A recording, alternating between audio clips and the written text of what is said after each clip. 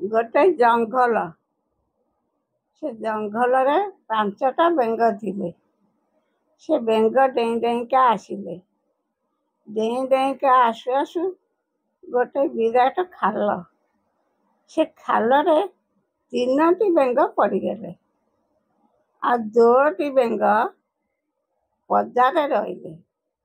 ସେ 3ଟି ବେଙ୍ଗ କେମିତି ପଦାକୁ ଆସିବେ ବୋଲି ଫାକୁ ଫାକୁ ହେଇ ଡେଇଁଲେ। ଡେଇଁ ଡେଇଁ ଅକାଲୁଆ ହେଲେ। ଇଏ ଉପରେ ଯେଉଁ 2ଟି ବେଙ୍ଗ ଥିଲେ ତାଙ୍କୁ କହିଲେ, ଆଉ ସେଟା ବଡ଼ ଖାଲ, ତମେ ସେଥିରୁ ବାହାରି ପାରିବ ନାହିଁ, ତମେ ଆଉ ଡିଅଁ ନା।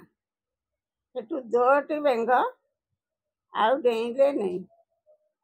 ଗୋଟିଏ ବେଙ୍ଗ ସିଏ ଫକ ଫକ ହେଇ ଡେଇଁଲା। ଡେଇଁ ଡେଇଁ ଡେଇଁକିନି ସେଠୁ ପଦାକୁ ଆସିଲା। ସେ କେମିତି ଆସିଲା? ସେ ବେଙ୍ଗଟି କାଲ ଥିଲା, ତାକୁ ଶୁଭେ ନା। ସେ ଶୁଣିପାରିଲାନି ୟାଙ୍କ କଥା। ଇଏ 2ଟା ବେଙ୍ଗ ଶୁଣିଲେ, ଶୁଣିକିନି ରହିଗଲେ। ତାକୁ ନ ଶୁଭିଲା ବୋଲି ସେ ତାର ସେମିତି ଡେଇଁ ଡେଇଁ ଡେଇଁ ଡେଇଁକିନି ସେଠୁ ଉପରକୁ ଆସିଲା।